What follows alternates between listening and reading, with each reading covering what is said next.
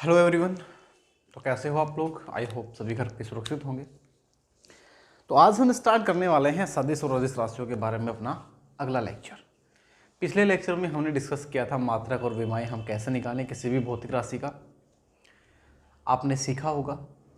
अगर आप नए हो तो चैनल को सब्सक्राइब कीजिए, अच्छा लगता है लाइक कीजिए, कोई डाउट है तो कमेंट कीजिए, अपने दोस्तों के साथ शेयर कीजिए ताकि जल्दी ही हम आपके लिए लाइव क्लास लेके आएँ। लाइव में मज़ा कुछ अलग होता है पढ़ने का, फिर वो बिल्कुल आपको ऑफलाइन के जैसे लगेंगे।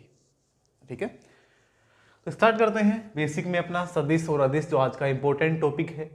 कोई भी डेरिवेशन हम सोल्व करते हैं फिजिक्स की, कोई न्यूमेरिकल सोल्व करते हैं, वहाँ पे सदिश का कोई ना कोई कंसेप्ट काम आ ही जाता है। ठीक है ना, अगर वो सदिश राशि है तो वहाँ पे कंसेप्ट ज़रूर काम आता है। तो ये वेरी वेरी इंपॉर्टेंट टॉपिक है अपना। बेसिक इसका डेफिनेशन वगैरह मैं आपको वैसे ही बता देता हूँ। सदिश राशियाँ क्या होती हैं? भाई सदिश में दिशाओं की आवश्यकता होती है, अदिश इसमें दिशा की आवश्यकता नहीं होती, केवल परिमाण की आवश्यकता होती है। कौन कौन सी हैं? जैसे चाल, दूरी, अपना कार्य, ये सभी क्या हो गए? अदिश राशियाँ हो गई। ठीक है ना, विद्युत धारा, आवेश, फ्लक्स, सभी अदिश राशियाँ हैं। सदिश की बात करें तो विस्थापन, वेग, त्वरण, बल, संवेग, आवेग, वैद्युत क्षेत्र, चुंबकीय क्षेत्र, बलाघूर्ण, सभी क्या है? सदिश राशियाँ हैं, जो हम धीरे धीरे पढ़ेंगे, एक एक के बारे में सीखेंगे। ठीक है ना, तो सदिश अदिश बेसिकली आप याद रखें जिनमें दिशाओं की आवश्यकता नहीं होती, अदिश केवल परिमाण का ही काम हो, और जिनमें परिमाण के साथ साथ दिशा भी हो, सदिश राशियाँ। समझ पा रहे हो? हम बात करते हैं इनके जो कंसेप्ट हैं उनके बारे में। एक ज़्यादातर काम आता है एकांक सदिश। क्या आता है? एकांक सदिश। अब एकांक सदिश नाम से एकांक सदिश, जिसका परिमाण इकाई हो, जिसका परिमाण क्या हो? इकाई हो, परिमाण क्या हो? इकाई। अब काम क्या आता है? काम आता है किसी भी सदिश की दिशा को प्रदर्शित करने के लिए। किसको प्रदर्शित करने के लिए? दिशा को प्रदर्शित करने के लिए।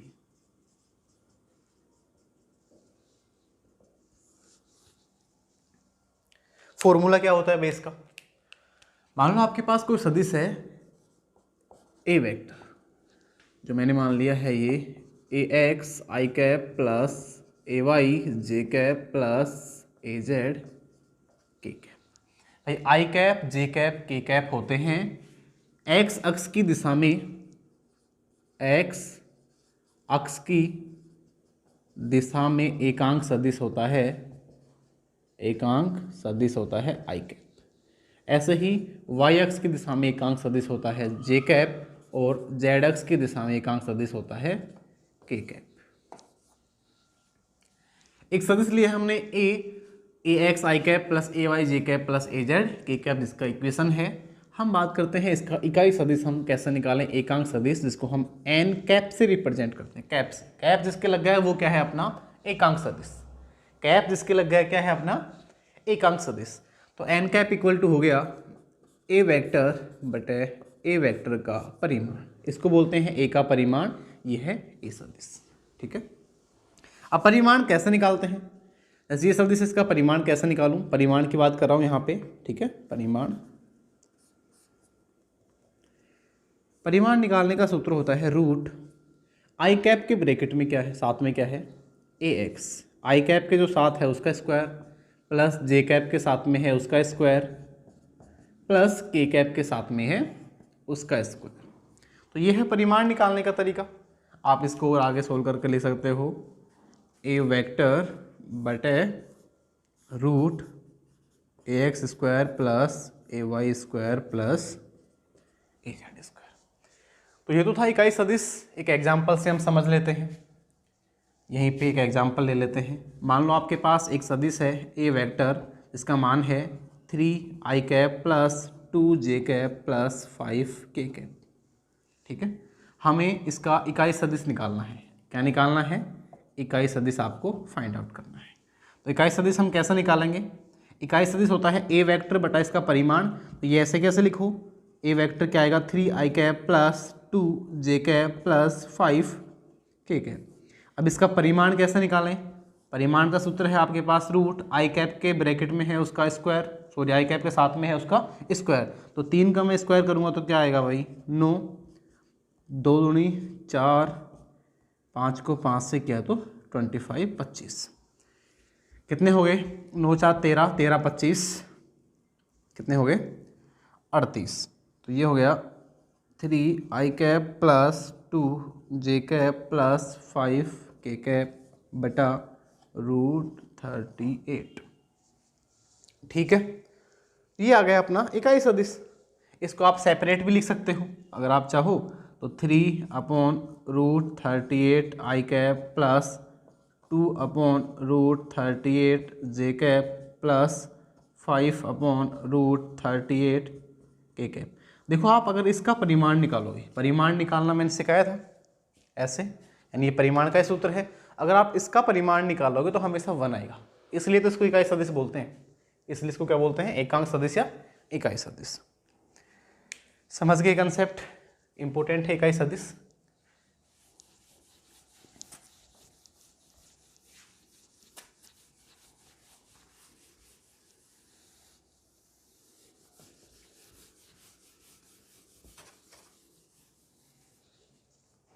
इसके बाद हम बात कर लेते हैं स्थिति सदिश की। स्थिति सदिश, स्थिति सदिश नाम से पता चल रहा है किसी भी कण की स्थिति को जो प्रदर्शित करे, कोई बिंदु है उसकी स्थिति को जो बताए उसको हम बोलते हैं स्थिति सदिश। 3 प्रकार के हो सकते हैं, एक विमीय, द्विविमीय, त्रिविमीय।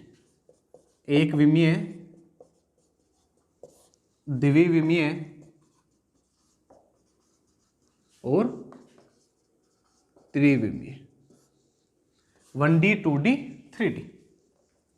एक विमीय जो केवल एक ही दिशा में गति कर रहा है, कोई भी कण है अपना एक दिशा में रखा हुआ है, एक जैसे एक्स में मान लो या फिर वाई में मान लो या फिर जेड में मान लो, एक ही दिशा को जो प्रदर्शित कर रहा है वो क्या है? अपना एक विमीय। जैसे आपका पार्टिकल यहाँ पे है, ये एक्स, ये वाई, ये जेड।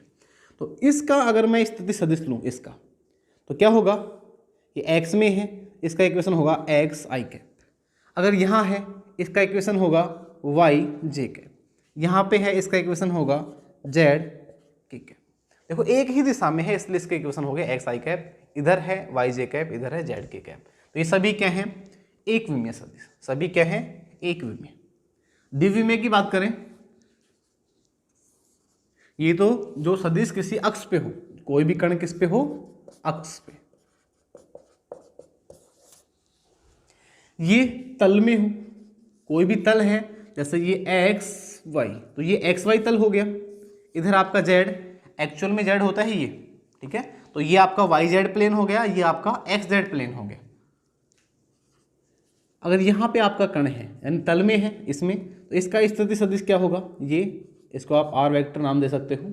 इसका इक्वेशन होगा एक्स वाई में है तो x I cap plus Y J cap. अगर इधर हो वाई जेड में, अगर आपका पॉइंट यहाँ हो, इसका स्थिति सदिश क्या होगा? Y J cap plus Z K cap. अगर यहाँ पे हो एक्स जेड में, इसका स्थिति सदिश होगा x I cap plus Z K cap. ये क्या हो गया? द्विविमीय में स्थिति सदिश। अगर मैं बात करूँ त्रिविमीय में, त्रिविमीय मतलब स्पेस में हो, आकाश हम बोल सकते हैं, कहीं भी अपना पॉइंट रखा हो 3D में, कहीं भी रखा हो, उसका स्थिति हम बताएं तो देखो 3D बताने के लिए यहाँ पे आपका कोई पॉइंट रखा है, उसको मैं बोर्ड पे मान लेता हूँ यहाँ पे। तो ये 2D है, 3D आप समझ लेना। ये आपका पॉइंट यहाँ रखा है, ये जो हम स्थिति सदिश निकाल रहे हैं ये है आपका 3D। यहाँ 2D तो आपका दिख रहा है बोर्ड पे, क्योंकि बोर्ड अपना 2D होता है। तो 3D के लिए हम क्या करें? जो आर वेक्टर निकलेगा x I cap plus Y J cap plus Z K cap, इसका इक्वेशन हो गया ये। तो ये है स्थिति सदिश, एक विमीय, द्विविमीय और त्रिविमीय। आगे हम बात करते हैं विस्थापन सदिश की।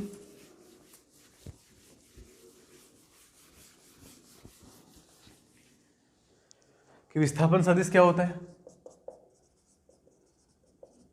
विस्थापन सदिश, डिस्प्लेसमेंट वेक्टर। विस्थापन, देखो इसको समझते हैं, बहुत इंपॉर्टेंट है भाई, ये ध्यान से समझना है इसको। ये x, ये y, ये अपना z। यहाँ पे अपना कोई बिंदु है, इसका स्थिति सदिश हो गया अपना 3D में ले रहे हैं हम, ये x आई cap plus Y J cap plus Z K cap. इसको हम x1 y1 z1 ये मान लेते हैं पॉइंट, क्योंकि एक पॉइंट और लेंगे हम यहाँ पे, उसको x2 मान लेंगे उसके कोऑर्डिनेट। इसको हमने यहाँ से यहाँ पे इसको क्या किया है, विस्थापित किया है। इसका स्थिति सदिश ये हो गया, ठीक है। इसका क्या होगा, इसकी हम बात करें x2 i cap plus y2 j cap plus z2 k cap, इसका सदिश ये हो गया। इसको r1 मान लो, इसको r2। अब इस पॉइंट को हमने, ये जो कुछ पॉइंट थे x1 y1 z1, इनसे हटा के, इन कोऑर्डिनेट से यहाँ पे लेके आए, इसको यहाँ से यहाँ पे लेके हमने इसको कितना विस्थापित किया। ये जो सदिश है आपका, इसको बोलते हैं विस्थापन सदिश। ये जो r वेक्टर आपको दिख रहा है कि हम इसको इस पॉइंट से कण को यहाँ पे लेके गए, x1 y1 z1 पे जो रखा था उसको हम x2 y2 z2 पे विस्थापित कर दिया हमने। तो इसका जो इक्वेशन है ये क्या होगा, ठीक है ना। ये कहां से कहां किया हमने, a से b पॉइंट पे हमने इसको कण को विस्थापित किया है। देखते हैं, इसका होता है r वेक्टर बराबर कहां से कहां जा रहा है, a से b पे r2 minus r1, r2 vector minus r1 vector. Clear. अगर ये इसको b से a पे हम इसको विस्थापित करते, किससे, b से a पे, तो ये इसका नेगेटिव वेक्टर आता। देखो जब हम इसको इधर करते तो ये माइनस r वेक्टर आ जाएगा, ये r है तो ये माइनस r, जब आप यहां माइनस r करोगे तो उधर जाएगा, तो क्या बन जाएगा, ये माइनस r हो गया, r2 vector minus r1 vector. इसको उधर लेके जाओगे तो क्या बन जाएगा, r1 माइनस r2, तो यहाँ r वेक्टर आ जाएगा r1 vector minus r2 vector. ये कौन से वाला है, जब b से a पे आ रहा हूँ, जब पॉइंट कहाँ से कहाँ पे आ रहा हूँ, b से a पे अपना कण आ रहा हूँ, और ये है a से जब b पे हमने विस्थापन सदिश लिए। दोनों बात समझ रहे हो। इनके एक इक्वेशन और बनाते हैं इसी से। देखो r वेक्टर, r2 क्या है आपके पास, r2 ये रहा, x2 i cap plus y2 j cap plus z2 k cap minus r1 ये रहा, r1 x1 i cap plus y1 j cap plus z1 k cap निकालते हैं। तो r वेक्टर आ गया अपना x2 minus x1 i cap plus y2 minus y1 j cap plus z2 minus z1 k cap. तो ये क्या आ गया अपना विस्थापन सदिश। विस्थापन सदिश का इक्वेशन क्या आ गया, x2 minus x1 i cap, y2 minus y1 j cap plus z2 minus z1 k cap. अगर आपको इसका परिमाण निकालना है, क्या निकालना है, इस विस्थापन सदिश का परिमाण। परिमाण के लिए अभी हमने बताया था क्या करते हैं, आई कैप के जो मल्टीपल में है, गुणा में है, उसका स्क्वायर, x2 माइनस x1 का स्क्वायर प्लस जे कैप के गुणा में क्या है, y2 माइनस y1 का स्क्वायर, के कैप के गुणा में क्या है, z2 माइनस z1 का स्क्वायर। तो ये हो गया इस विस्थापन सदिश का परिमाण। क्लियर है, विस्थापन सदिश निकालना सीख गए। इसके बाद हम बात करते हैं, आप इनको नोट करते रहें, ठीक है। जैसे ही कंसेप्ट काम आएंगे डेरिवेशन में, वहां पे आपको और क्रिस्टल क्लियर हो जाएगा एकदम। केवल आप यहाँ पे देखें कि क्या क्या होते हैं सदिश, इंपॉर्टेंट है भाई सारे।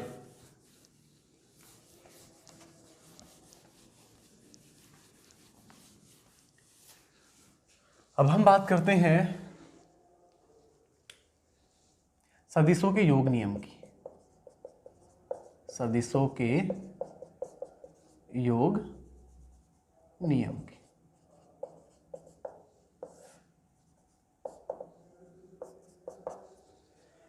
योग नियम क्या होता है, मान लो ये एक सदिश है आपके पास ए वेक्टर, एक सदिश है आपके पास इधर मान लो बी वेक्टर, क्या है, इनका आपको रिजल्टेंट निकालना है, ये आर, इनका क्या निकालना है आपको, रिजल्टेंट आर। लेमी थ्योरम भी बताएंगे आपको लास्ट में। अगर आपका ये ऐसे होता है, इन तीनों का a प्लस बी प्लस सी अगर 0 हो तो लेमी थ्योरम काम आती है, वो भी अच्छी है कॉन्सेप्ट के लिए। अभी हम निकालते हैं केवल इनका रिजल्टेंट, परिणामी सदिश इनका कैसे निकालें। तो ये है एक सदिश ए वेक्टर, ये है बी वेक्टर, इन दोनों का परिणामी सदिश आर वेक्टर हम कैसे निकालें। इसका एक फॉर्मूला होता है भाई, हम एक को यहाँ पे लेके जा सकते हैं, इस कोण को बोलते हैं थीटा। ए और बी के बीच का जो कोण होता है वो क्या है, थीटा, और ये जो कोण है ये होता है अल्फा। तो इन दोनों का परिणामी सदिश अगर आपको निकालना है आर वेक्टर, आर वेक्टर का अगर आपको परिमाण निकालना है तो इसका फॉर्मूला होता है root A square plus B square plus 2ab cos theta. Clear? क्या होता है? A square plus B square plus 2ab cos theta. अगर आपको इसकी दिशा निकालनी है ये, तो ये होता है tan alpha equal to B sine theta upon A plus B cos theta. क्या होता है? B sine theta upon A plus B cos theta, ये होती है दिशा निकालना, ये परिमाण निकालना। इसका जो आपने रिजल्टेंट लिया है इसका परिमाण कैसे निकालते हैं, इस फॉर्मूले से इसकी दिशा निकालनी है इससे। ये प्रूफ इसका 11th क्लास में जब हम सिलेबस स्टार्ट करेंगे प्रूफ बता देंगे। केवल अभी आपको याद रखना है कि परिमाण कैसे निकालते हैं। ये दोनों ही ऐसे भी हो सकते हैं, ये मान लो ए यहाँ है और ये बी, पैरेललोग्राम टाइप में भी ये हो सकते हैं, तो भी इनका रिजल्टेंट इसी फॉर्मूले से निकलेगा। तो भी ये ए है, ये बी है, ये इनका परिणामी सदिश आर। अभी भी थीटा कौन सा एंगल है, ध्यान रखें, थीटा ए और बी के बीच का एंगल थीटा होता है और आर के साथ जो ए का कोण है ये है अल्फा। थीटा हमेशा होता है ए और बी के मध्य का कोण, ठीक है, जो हमने थीटा लिए हैं यहाँ पे। क्लियर? सदिशों का योग नियम समझ गए? इससे हम कोई भी परिणामी सदिश निकालते हैं।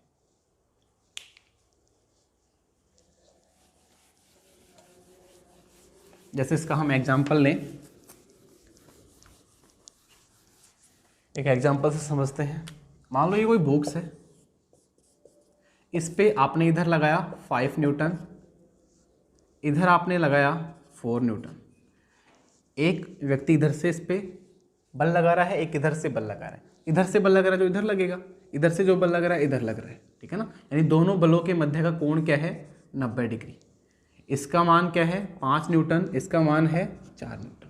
तो इनका परिणामी बल, तो ये बॉक्स जाएगा किधर, ये है इनका परिणामी यानी कि रिजल्टेंट। कितना होगा निकालते हैं। रिजल्टेंट क्या होगा, root A square plus B square plus 2ab cos theta. तो A square 5 square 25 plus B square 16 है प्लस 2ab कोस 90। कोस 90 क्या होता है भाई कोस थीटा होता है, थीटा दोनों के मध्य का कोण। थीटा क्या है यहाँ पे 90 डिग्री, तो कोस 90 क्या होता है 0। कोस 90 क्या होता है 0, तो ये टर्म तो क्या हो गया 0। क्या बच गया अपने पास, रूट 25 प्लस 16, तो ये कितने हो गए 41। रूट में कितने आ गए 41, ठीक है। तो कितना बल लगेगा, रूट 41 न्यूटन। इस पे क्या होगा, परिणामी बल। क्लियर है? तो हम ऐसे परिणामी बल निकाल सकते हैं कि किस इस पे कौन कौन से बल किधर लग रहे हैं, उनका रिजल्टेंट क्या होगा। इसके बाद हम बात करते हैं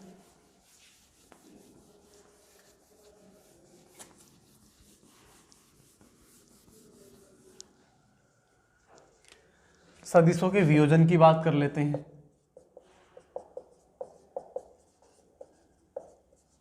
सदिशों का वियोजन यानी इसको घटकों में कैसे वियोजित किया जाता है। मान लो आपके पास ये कोई वेक्टर है ए वेक्टर, अब इसे इसके घटकों में हमें विभाजित करना है। ये एंगल थीटा, ये हो गया ए एक्स और ये होता है ए वाई। भाई इसका एक्स कंपोनेंट, इसका वाई कंपोनेंट, ए का एक्स कंपोनेंट एक्स घटक और ए का वाई घटक। अब ए एक्स और ए वाई होते क्या हैं, देखो ये थीटा, थीटा के सामने होता है लंब, थीटा के सामने क्या होता है लंब। ये 90 डिग्री, 90 डिग्री के सामने होता है कर्ण और बच गया वो होता है आधार। ये बात पता है सभी को, ठीक है। हमें ये घटक चाहिए, ये क्या है आधार, ए ये पता है हमें, ये क्या है ए है। तो आधार बटे कर्ण, आधार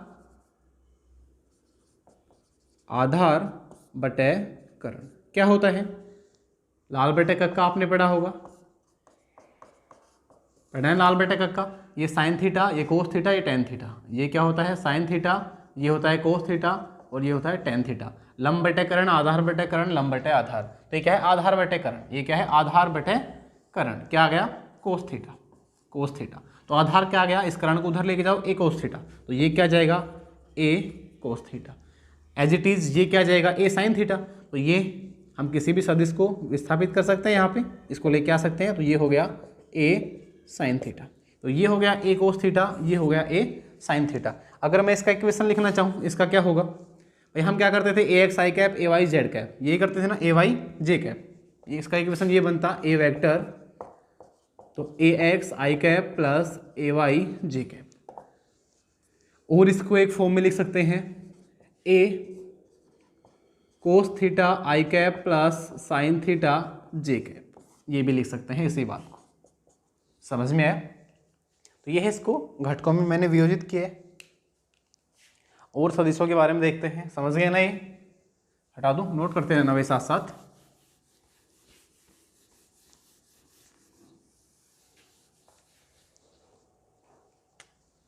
लेमी थ्योरम क्या होती है? लेमी प्रमेय, लेमी प्रमेय, उसके बारे में देख लेते हैं। लेमी प्रमेय क्या कहती है? ये कोई सदिश है ए वेक्टर, ये है बी वेक्टर और ये है C vector. A vector, B vector, C vector. अगर आपके पास ऐसे हो, A vector plus B vector plus C vector equal to क्या हो? 0। तीनों क्या हो? 0। तो देखो मैं इसको एक तरीके से ऐसे भी लिख सकता हूँ, इसी बात को, ये ए है अपना, ये बी इधर था, इसको मैंने विस्थापित कर दिया यहाँ पे, तो ये हो गया बी, और ये सी, इसको मैं यहाँ पे ले आया, ये हो गया सी वेक्टर। ये एंगल मैंने मान लिया अल्फा, ये बीटा, ये गामा, कुछ भी एंगल तो होंगे इनके बीच में, ठीक है? ये अल्फा, ये बीटा, ये गामा। तो अगर ये ऐसा 0 हो तो लेमी थ्योरम क्या कहती है कि ए का मैग्नीट्यूड बटे sine alpha equals to B का मैग्नीट्यूड बटे, यानी बी का परिमाण बटे साइन बीटा, और सी का परिमाण बटे साइन गामा, सी का परिमाण बटे साइन गामा। ये तीनों ही क्या होंगे? कोई भी कांस्टेंट के इक्वल होंगे। ये है अपनी लेमी थ्योरम। काम कैसे आएगी? कोई न्यूमेरिकल होगा नीट का जो हम करवाएंगे, उसमें आपको सोल्व करवा देंगे, ठीक है? अभी आप केवल कॉन्सेप्ट ध्यान रखें कि लेमी थ्योरम होती क्या है। ये रिजल्टेंट ऐसे, उसमें रिजल्टेंट ऐसे था सदिश के योग नियम में, लेकिन लेमी थ्योरम में ये इधर है, ए बी सी तीनों का अगर परिणामी क्या हो रहा हो? 0, तो लेमी थ्योरम यहाँ पे लागू होती है। क्लियर? तो ये सदिश अदिश के कुछ इंपॉर्टेंट जो कंसेप्ट थे वो आज हमने डिस्कस किए। और चलो एक्सियल वेक्टर, पोलर वेक्टर भी आपको बता देता हूँ क्या होते हैं।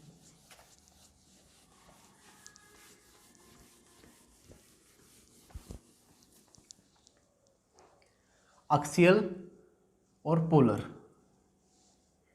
यानी पोलर को हिंदी में बोलते हैं ध्रुवीय सदिश। पोलर ज़्यादा इंपॉर्टेंट है।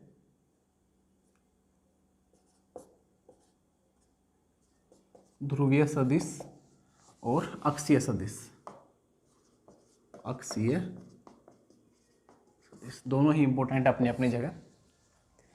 भाई ध्रुवीय सदिश जिनमें कोई स्टार्टिंग पॉइंट होता है उसको बोलते हैं ध्रुवीय सदिश। जैसे विस्थापन सदिश हो गया अपना, वेग हो गया, और त्वरण हो गया, बल हो गया, सभी क्या हैं? ध्रुवीय सदिश हैं। ये रियल होते हैं, वास्तविक होते हैं। ये क्या होते हैं? वास्तविक। कौन कौन से? जैसे विस्थापन, वेग, त्वरण, बल, सभी क्या है? ध्रुवीय सदिश है। अक्षीय सदिश की बात करें, ये भाई रियल नहीं होती है, ये क्या होते हैं? इमेजिनरी। जैसे मान लो ये कोई सदिश है ए, ये कोई सदिश है बी, ये राइट हैंड रूल से हम निकालते हैं, दाहिने हाथ के नियम से निकालते हैं। कैसा निकालते हैं? जैसे मान लो ये कोई प्लेन है, इसमें आप क्लॉकवाइज अगर जा रहे हो तो इसका अक्षीय सदिश होगा ये। अक्षीय सदिश क्या होगा? इस साइड में, ठीक है? और जैसे आप एंटी क्लॉकवाइज जा रहे हो, इसका अक्षीय सदिश होगा दाहिने हाथ के नियम से। जहाँ पे आपका अंगूठा है, इसमें आप ऐसे जा रहे थे, अंगूठा ऊपर था, तो अक्षीय सदिश ये हो गया, इसमें अक्षीय सदिश ये हो गया। एग्जाम्पल लेते हैं, जैसे आप बल आघूर्ण, बल आघूर्ण के पहले आप ले सकते हो एंगुलर मोमेंटम, यानी कोणीय संवेग क्या होता है? L equal to R cross P. R cross P, यानी आर से पी की तरफ आप जाइए, आपका अंगूठा बताएगा एंगुलर मोमेंटम को। ऐसे ही बल आघूर्ण होता है।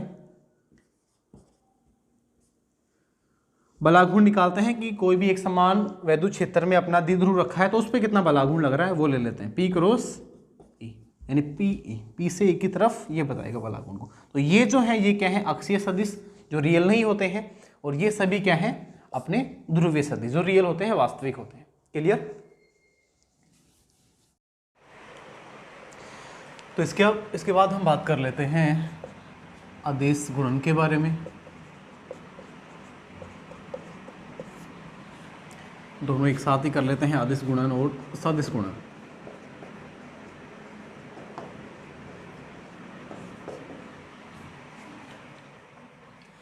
अदिश गुणन क्या होता है? अगर हम दो सदिशों का गुणा करें और हमें जो रिजल्टेंट यानी परिणाम प्राप्त हो रहा है वो एक अदिश राशि हो, उस गुणन को बोलते हैं अदिश गुणन। और सदिश गुणन क्या होता है कि अगर हम दो सदिशों का गुणा करें और परिणामी हमें एक सदिश ही मिल रहा है, उसको हम बोलते हैं सदिश गुणन। समझ में आया? अदिश गुणन क्या होता है, सदिश गुणन क्या होता है? इनके कुछ रूल्स हैं, वो देख लो आप। अगर आपके पास दो सदिश हैं, उनका आप अदिश गुणन कर रहे हो, इसको आप डॉट प्रोडक्ट भी बोलते हो। डॉट का मतलब है अदिश गुणन। क्रॉस होता जैसे ए क्रॉस बी, इसको बोलते हैं सदिश गुणन, क्रॉस, डॉट क्रॉस। तो ए डॉट बी होता है ए का परिमाण बी का परिमाण into cos theta. A B क्या होता है? ए डॉट बी, ये भी बोल सकते हो ए बी कोस थीटा।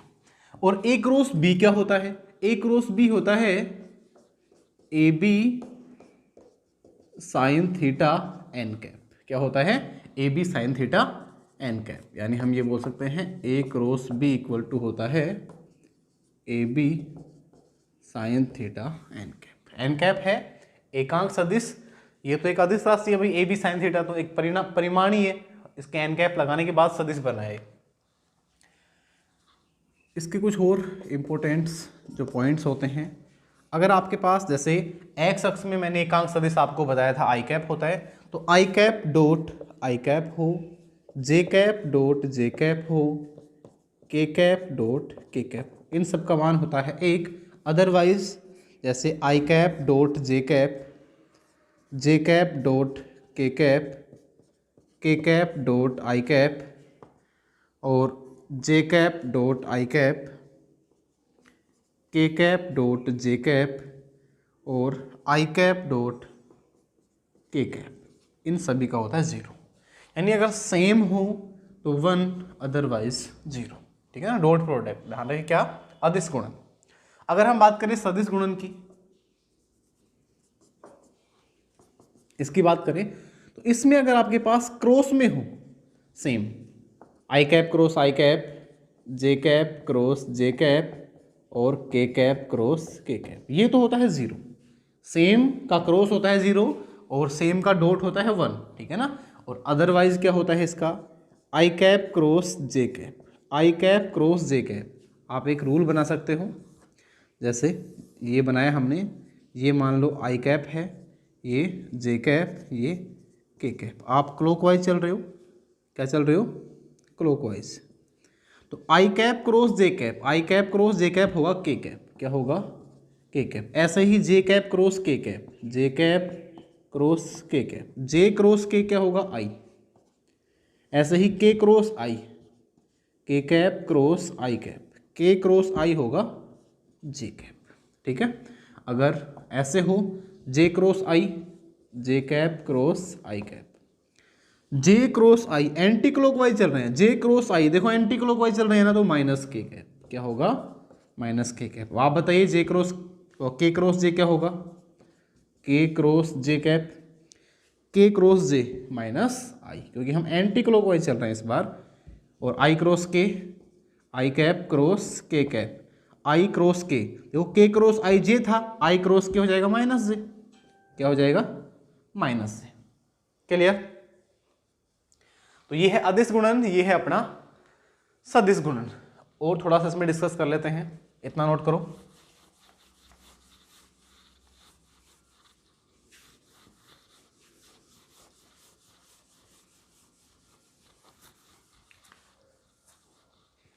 आपके पास कोई सदिश दे रखा है, A vector equal to A X I cap plus A Y J cap plus A Z K cap.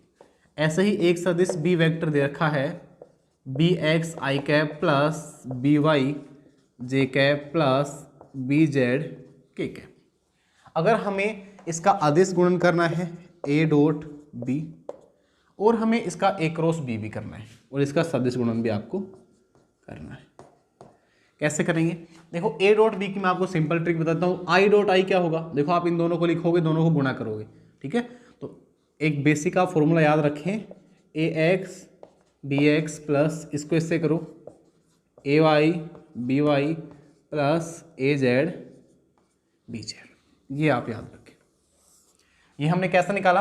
आप इन दोनों को इसके नीचे रखोगे, ए की जगह बी की जगह, तीन तीन टर्म आएंगी, उनको जब गुणा करोगे तो 9 टर्म आएंगे, इसमें से 6 टर्म जीरो हो जाएंगी, 3 ही टर्म बचेंगी, क्योंकि सेम सेम 1 होता है, अदरवाइज 0। क्लियर है इतनी बात? और ये एक ऐसी राशि है, एक अदिश राशि, तो ये होगा इसका अदिश गुणन। इसमें ए बी दोनों यही है, आपके पास वेक्टर तो दोनों यही हैं, तो कैसे करेंगे? क्रॉस आई कैप जे कैप के कैप। पहले कौन सा है?